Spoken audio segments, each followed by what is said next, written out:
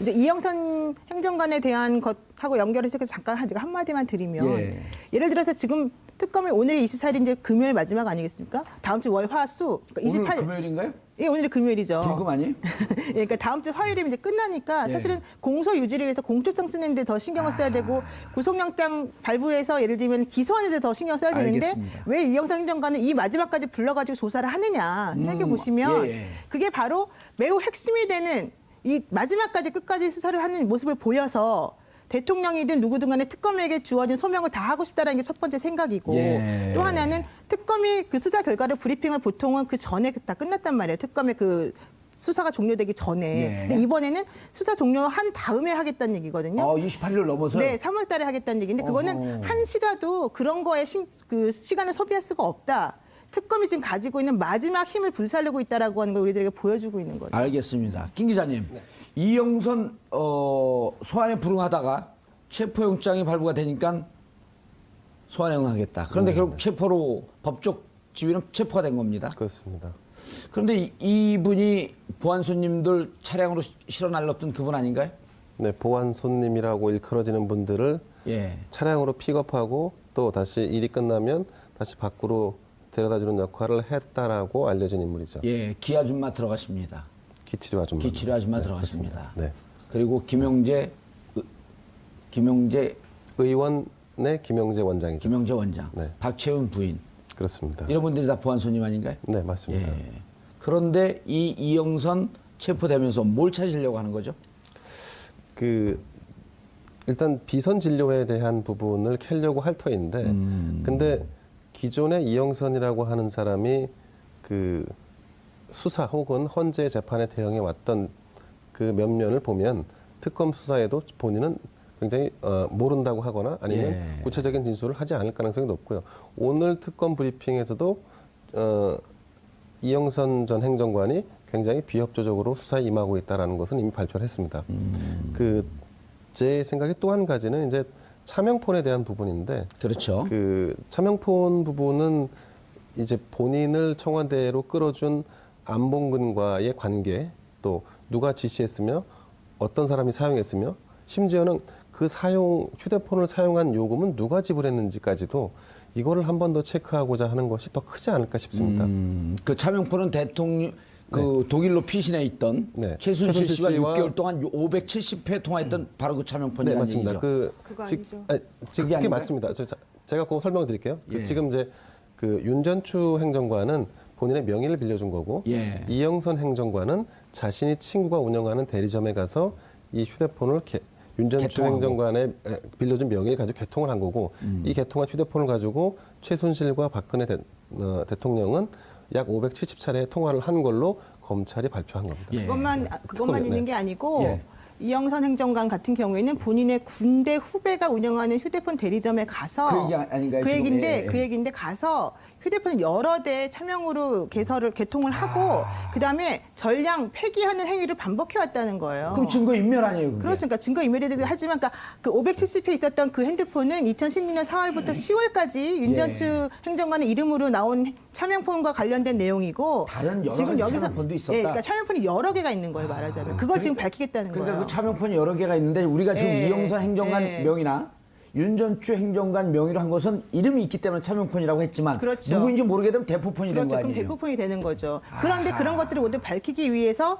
나오라 했더니 안 나왔고 국회에서 청문회에서도 동행 명령전까지 했는데도 불구하고 안 나왔는데 이번에 긴급체포 영장을 발부받으니까 나왔단 말이에요. 그런데 왜 하필이면 자진 출석하겠다고 했는데도 바로 체포영장을 집행하느냐. 이 부분이 좀 이상하지 않습니까? 근데 그건 당연히 그럴 수밖에 없는 거예요. 왜냐하면 자진 출석이라고 하는 거는 임의동행이거든요. 임의적으로 수사에 협조한다는 뜻이 돼요. 그럼 수사하다 나 갈래? 그렇죠. 갈 수 있잖아요. 본인이 가버리면 우리가 붙잡을 수가 없는 거예요. 그래서 일부러 근데 처음부터 또 체포영장을 그대로 집행한 것도 아니에요. 왜냐하면 그렇게 되면 그때로부터 48시간 무조건 끝내야 되니까. 체포영장이 발부됐으면 지금서부터 48시간 신병을 확보할 수 있는 거죠. 그렇죠. 그러니까 임의출석해서 만약에 얘기를 하다가 이 수사가 잘 진행이 되면 그냥 그대로 가면 되는 건데 아까 말씀하신 것처럼 비협조로 일어나니까 비협조하는 순간 영장을 딱 집행하면 앞에 그동안에 했던 거는 임의출석으로 플러스 시간이 되는 거고 뒤에 건 48시간이 되는 거고. 그러니까 추가로 버는 거다. 그래서 특검에서는 시간 때문에 수사 시간 때문에 우리가 체포영장 집행했다라고 말을 한 거죠. 그래서. 알겠습니다. 견해가 다른 건 아니죠. 또 달라요, 견해가?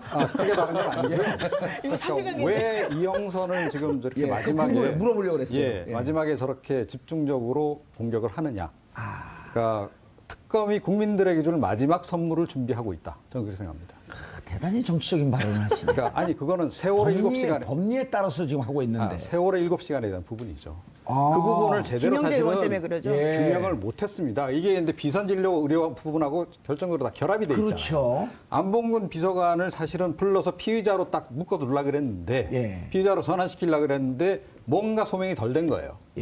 그 부분을 채워줄 수 있는 거는 역시 그날 함께 그 자리에 있었던 이영선일 가능성이 높다. 평론가님 잠깐 넘어가기 전에 이틀 전인가 이미 특검이 김영재 의원을 통해서 원장을 통해서 대통령에게 실수했다라고 하는 것은 증언을 받아냈거든요. 그렇죠. 자 이제 겁니다. 종착점으로 향해 달려가고 있습니다. 그래서 이영선 행정관이 뭐를 알고 있을까요? 자, 그날 오전에 윤전추 행정관이 청문회 때 와서 얘기한 거 있잖아요. 자기가 8시 반에 불려서 관저로 갔다. 그리고 그날 오전에 안봉근이 그 자리에 있었고 이영선이 그 자리에 있었다. 세 사람, 제2부속실 소속 세 사람이 다 있었어요. 이 얘기는 뭐냐면 그 당시 그 사람들이 집중적으로 보필하던 최순실이가 현장에 있었을 가능성이 굉장히 높다라는 얘기고. 가능성이 높다. 그래서 오전 중에 뭔가가 하여튼 있었다.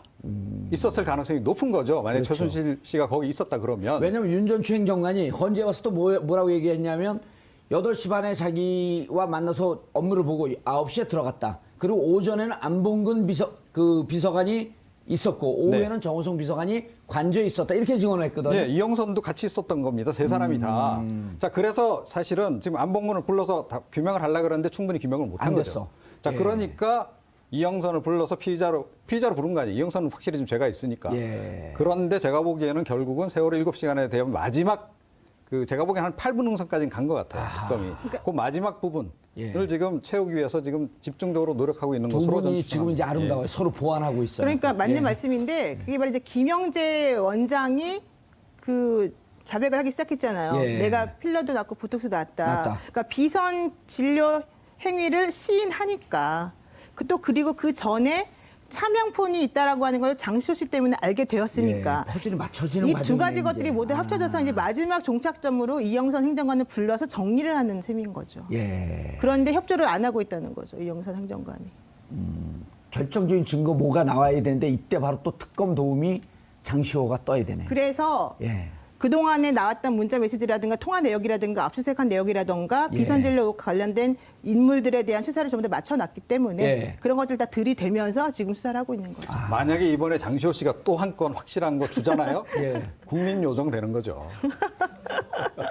국민 준마 요정. 아줌마 요정. 하여튼 준마 요정인데 어쨌든. 그런데 제가 한 말씀 드리자면 이영선 행정관을 집중적으로 마지막에 이제 공략한다는 부분 뭐 의미를 두자면 의미를 둘 수도 있을 것 같은데요. 그럼에도 불구하고 이영선 행정관은 내부 고발자가 아니에요. 그러니까 소위 말해서 적극적으로 뭔가 이 사건에 대해서 소명할 필요성을 느끼는 사람이 아니란 얘기죠. 그런데 증거를 들이대면 피할 수는 없을 거예요. 증거를 들이대면 피할 수는 없지만 예컨대 기억나지 않을 수 있고요. 그리고 자세한 상황을 자신은 알지 못한다라고 얘기할 수 있습니다. 이영선이 이 방송을 보고 있으면 큰일 나겠는데요. 근데 그거는 이제 상식선에서 말씀드리는 겁니다. 2014년 4월 16일 날 정확히 10시 45분에 당신 뭐 했어? 라고 질문을 한다 그러면 저도 잠깐만요. 기억이 안 난다라고 할 수밖에 없죠. 그건 상식선에서 말씀을 드리는 거고 그렇기 때문에 그 세월호 7시간이 중요하다라고 한다면 역시나 그 세월호 7시간에 대한 키는 대통령 대면 조사나 대통령의 헌재 출석으로 풀어야 할 수밖에 없다는 거죠. 알겠습니다. 이영선 디펜스 하는 척하면서 결국 대통령까지 쑥 들어가시네. 알겠습니다. 결국 모든 일은 시작이 2014년 4월 16일 세월호 참사부터 대한민국의 비극이 시작되었습니다. 그리고 그 마지막 키는 역시 세월호 7시간으로 맞춰질 것으로 보입니다. 세월호 7시간에 대한 그리고 2014년 4월 16일 억울한 죽음, 억울한 참사에 대한 해결점으로 향해서 달려가고 있는 특검. 시간은 남지 않았지만 온 국민이 박수를 보내고 있습니다. 정봉주의 품격 시대에서는 여러분들의 소중한 의견을 받고 있습니다. 샵 5400으로 토론 주제에 맞는 다양한 의견 보내주시기 바라겠습니다. 100원의 정보 이용료가 부과됩니다. 한 발 더 깊이 들어가는 시사분석, 여러분은 지금 생방송으로 진행하는 정봉주의 품격 시대와 함께하고 계십니다. 2월 24일 금요일 정봉주의 품격 시대 두 번째 이슈 들어가겠습니다. 양승태 대법원장이 이정미 헌재소장 대행 후임자 지명을 검토 중이라는 보도가 나오자 박 대통령 측의 어깃장이 또 시작됐습니다.